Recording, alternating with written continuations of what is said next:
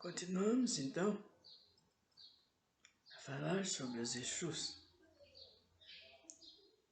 Eu espero que tenha deixado bem certo, bem lúcido, aquilo que eu deveria mesmo mostrar, explicar. Que muitos pensam ou escutam o que os outros falam e pensam que é, quando não é verdadeiro.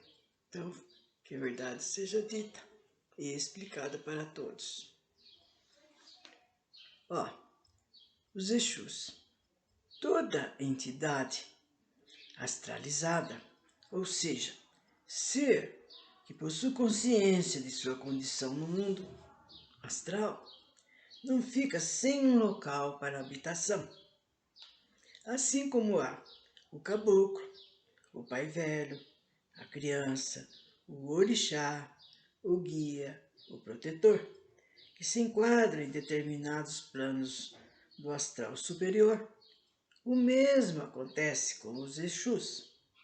Se o orixá menor habita a sétima esfera superior relativa do planeta Terra, os seus Exus também habitam uma região similar a essa. Os 7 planos de Exu, sem exceção, situam-se na sétima, sexta, quinta e quarta camadas ou zonas. Porém, todos têm subpostos ou entrepostos em plano astral, porque Exu precisa atuar do outro lado, nas paralelas passivas, em meio ao próprio mal. Então, conforme já falei, gente, nós moramos aqui no plano, embaixo, logo abaixo já começa essas esferas onde eles moram, até chegar na quarta. Lá por baixo, eles vivem em residências muito similares com as que existem aqui na crosta, com a diferença que lá não existe o plano físico, mas o plano astral é muito denso e assemelha-se ao físico denso. Nesse plano tem veículos, elementos de manutenção do corpo astral, ou seja, a alimentação. Os Exus que atuam nessa zona se alimentam por meio da respiração e outros elementos para a constituição do nosso corpo astral. Dos Exus mais densificado de determinados elementos como o polissacarídeo, que é um tipo de açúcar complexo que eles usam, que são retirados de um vegetal astral, e também usam prótides e também usam água. Só que, lógico, todos de ordem etérica. Não vamos imaginar que a água é igual aqui, que bebemos, que fazemos higiene, que cozinhamos e assim por diante. Então, vocês estão vendo, a gente está dando mais ou menos uma ideia de como eles vivem no seu meio. Os Exus coroados raramente descem a essas regiões. Eles ficam no lugar deles, comandando. Os cruzados e os empadados, sua maioria, levam uma vida em comum entre eles, havendo respeito mútuo. Existe hora para o trabalho, para o lazer e para o descanso. O trabalho nessas zonas consiste, primeiramente, em fazer a blitz, frenando os atos e atitudes menos nobres, para que os habitantes não subam ao plano astral. Então eles ficam de olho naqueles seres que moram abaixo deles, que são os quiumbas. Começa a querer subir para bagunçar aqui entre os encarnados. Nossa função é neutralizar essas energias, e são elas que às vezes transformamos. Os Exus cruzados trabalham na direção, administrando as habitações, distribuindo alimentos. Como vocês viram, de acordo com o plano astral, não é alimento igual o nosso que eles consomem. Tarefas, economias, salários. Lá por baixo, a cada 6 horas de trabalho, há 12 horas de descanso. Os Exus espadados são os que têm maior período de repouso, pois estão em constante conflitos ou confrontos, como se fosse uma guerra. Eles são as linhas de frente, as sentinelas, avançadas para que a todo instante estão em luta, tendo verdadeiras correntes de atritos com o submundo astral. Nesses confrontos, muitos seres são pilhados e outros arrebanhados. Os que são pilhados são levados para presídios correcionais no baixo astral. A maior parte deles passa por tratamento, onde inicialmente sofrem por uma desintoxicação, pois têm pensamentos de baixo teor, ações grosseiras, nefandas. Então, vocês estão vendo bem o que eles fazem, como eles sobrevivem ali no meio deles. É um processo similar ao que se faz com os toxicômanos na crosta terrestre. Quando percebemos certa melhora, pedimos ao aval superior e o colocamos na roda da reencarnação. Essa é a tarefa do Exu no baixo astral. Isto sem especificar o trabalho que nos dão os encarnados. Vocês viram bem, né? Nós. Lá é tudo penumbra. Usamos luz mortuária. A iluminação é bem fraca e esse ambiente não comporta muita luz. Aqueles que vivem nas sombras, quando veem passar uma pequena luz, vêm em assalto com toda a horda, e não é o nosso interesse incentivar esse choque, onde estão frenados pelos Exus como polícia de choque. Os Exus que atuam aqui na crosta fazem os turnos de 12 horas e descanso 24 horas. Alguns Exus trabalham direto e as horas trabalhadas são somadas e têm o respectivo repouso. Aqui o repouso é intenso, pois é preciso frenar os humanos desequilibrados, tais como maníacos sexuais, estrupadores, compulsivos sexuais, inveterados, viciados, etc.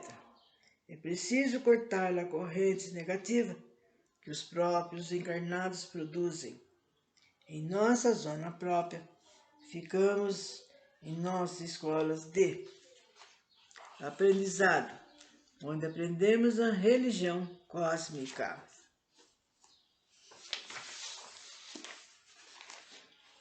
O orixá é o sumo sacerdote. Os guias são os sacerdotes. Os protetores, os sacerdotes menores.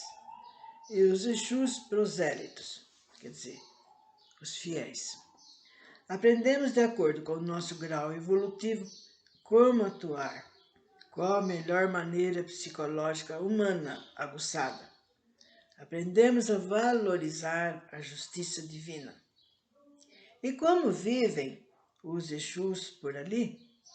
Por meio da respiração, absorvemos particularmente o nitrogênio e outros elementos do astral superior que fortalecem as células do nosso corpo. Utilizamos muita água podendo ser mais ou menos eterizada. Em nosso corpo astral, temos determinados reservatórios dessa água, que utilizamos por meio da corrente mental para formar escudos e veículos mais densos, quando atuamos nas zonas inferiores. Além do nitrogênio, fixamos o hélio, que é muito importante para a absorção do prana. Praticamente, Exu tem vida igual ao terreno, só que não tem desvarios, paixões, necessidade de descanso de forma que vós conheceis. Nosso lazer é o estudo. Exu é um ser que também pode viver nas zonas da natureza, seja na mata, pedreira, cachoeira ou grandes reservas sobre o mar, rios. Lá, absorvemos elementos da natureza. É um estágio obrigatório e necessário para os Exus que vão atuar do baixo astral. Exu mora, convive com os elementos da natureza com que é de cima para baixo, com que tem luz e com que é das trevas. A nossa vida consiste em preparar a nova humanidade que vai surgir, e para isso precisamos de condições próprias lá embaixo para quem vier de cima e prepara o que é daqui, da costa.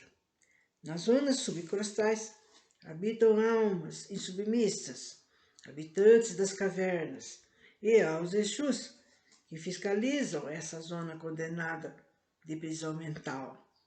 Os Exus que fiscalizam essa zona são os Exus das almas e também fiscalizam as 7 zonas subcostrais, as quais vão se tornando ígneas, verdadeiros infernos. Nessas zonas subcostrais encontraremos verdadeiros quartéis generais dos citados magos negros, que aí se refugiam e fazem o seu reino da desarmonia e do mal. Esses magos negros são seres espirituais que há milênios se encontram descaídos, cristalizaram-se no orgulho, na vaidade, na insubmissão às leis. Todo Exu conhece as suas funções e posição em que se situa. Sabemos que estamos evoluindo como qualquer ser espiritual que é consciente da sua situação no astral.